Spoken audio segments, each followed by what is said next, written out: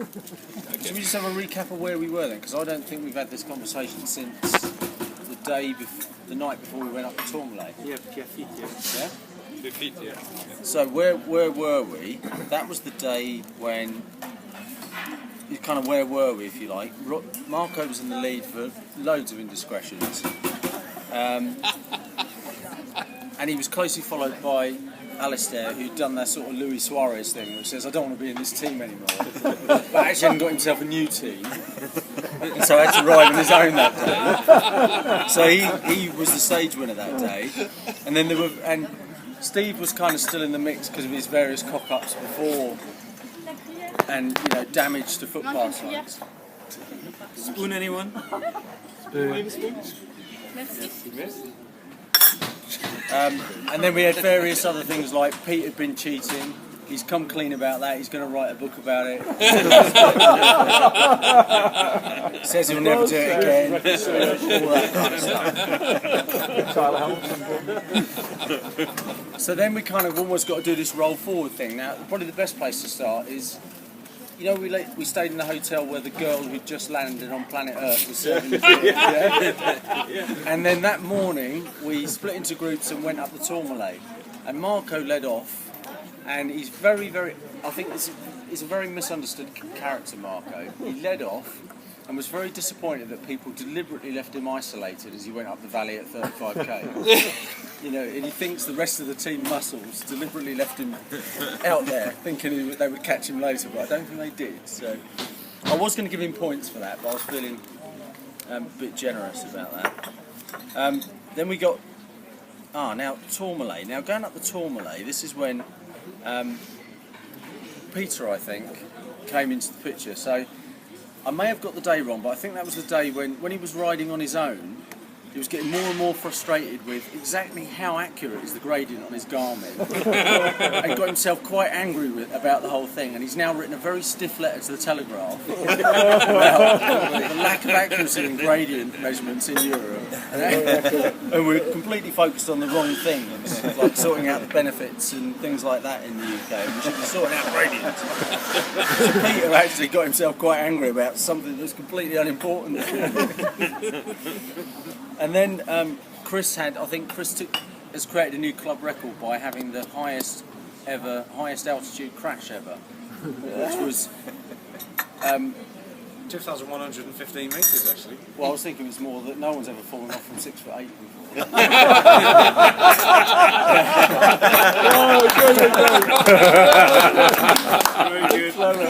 But to be fair to Chris, when we did that little stop in the lay-by at the bottom where Susie was there and we were sort of putting our jackets away, Chris came down and said, I need to press up. Fell off at the top. So Chris had a crash that day. And then it gets all a little bit hazy for me until we get into the next day. And the next day I think is a great thing that Heinz ratted on his flying squad partner, Grant, but Grant had got his day plan, you know, the A4 piece of paper, and he'd torn all the white space off because it saves weight.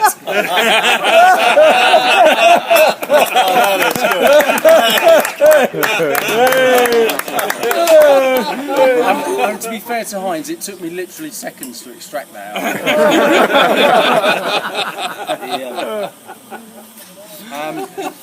So that, we're probably into the next day, I think, at that point, which was Wednesday, wasn't it? Which was Obese Day, was it? No.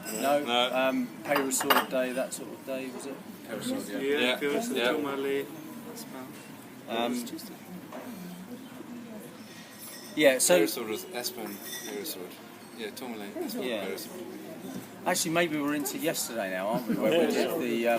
Thursday was the day before. Yeah, so we now did the... Aspect. We did the Porte d'Aspect, the very... We did another one first. The Col de Port. Yes, and then we did the Col de Port in the afternoon. Yeah. So that was the day when the competition got blown wide open by two gentlemen. Shameful behaviour, we'll come back to that. So I think there have been various cases of people, lots of cases, almost too many to mention, of people, you know, barrelling down roads, missing junctions. Certainly that day, I think, because we came out. We went to that coffee stop, you remember, where there was the lady who was surprised the fact you need to have cups. You remember that sort of coffee stop? It's another alien. Yeah. With a bloke at wine for breakfast. Yeah. Yeah. And I think there's been talk about me getting some points as well. And I got in the van with Dave at that point. I just want to clear that up here. Dave was having a bit of a weeping moment. He was feeling a bit lonely. Yeah, that's right. I wasn't his first choice, but I was there. We had a little cry. I got in the van with him. You got the same hairstyle as his friend of choice. Yeah, I'm not taking. So as we barrelled down that road, and Steve later said, "Hey, you need to be aware that some people. You remember there was quite a fast bit, and then you had to do this right turn back on yourself. And quite a few riders missed that, didn't they? I think. 2. Yeah. And I was going to give points for that, but then I realised that there were then 4 of us in the vehicle with 4 Garmins, and we bloody missed it. So it'd probably be a bit rich to do that. And then we got to the. Then we went on to the Calder Port, and that's where things started to kick off. So we'll talk about the main event in a minute, but there was a real subplot, which is just this classic moment. Do you remember the top of the Calder Port, which was where you came over the top? David parked the van on the grass verge on the right. Yeah. The cafe was up there on the left. Yeah. There's this fantastic vista and a view into Spain. Yeah, and the van's there. Roger decides to hydrate the fauna. So he's standing round behind the van and he's looking out across this fabulous vista. And he's crouched over and he's got his appendage in his hand and he says, "Looking down from here, the view is magnificent." Now, you know, we're all quite proud of things, but I've never described mine. Brian, it was very cold and the view was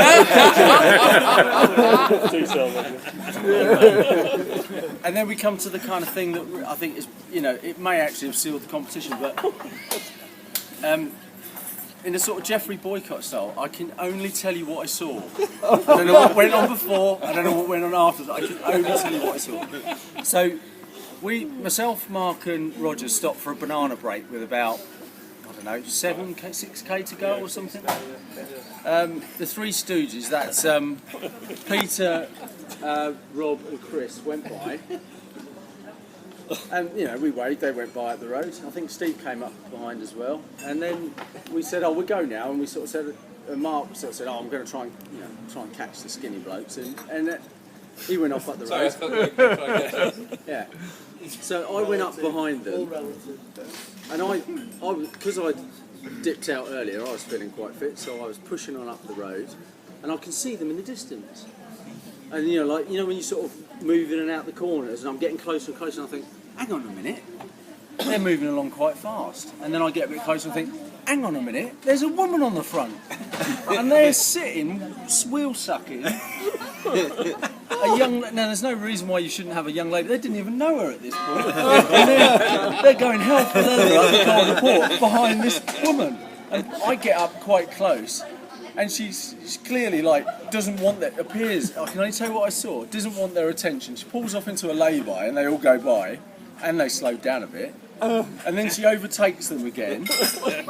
And then, anyway, to cut a long story short, by the time when it got to the last K or 2, it sort of flattened out. At that point, they finished with her, cast her aside, and they blast off up the mountain. I go past her, and she's literally wobbling in the carriage like some woman.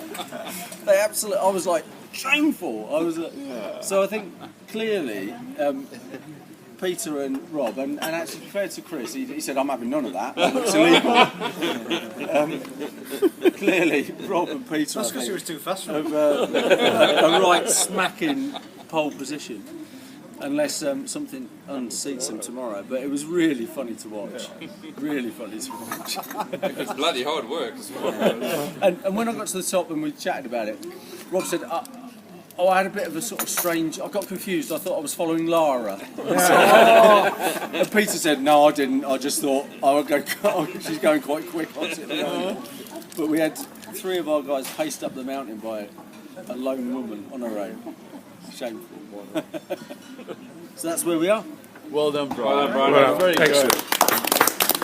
Good stuff. Oh, and I just wanted to say one other thing, where's Gary? Oh yeah. I'm trying to hide I just behind think, you. I think that word that you've introduced us to, I think that's definitely going to stay in club vernacular now. The awfulizer. Awfulizer. Awfulizer. You know, should we even Well, put? Roger incubated that Oh, did he? that word for sure.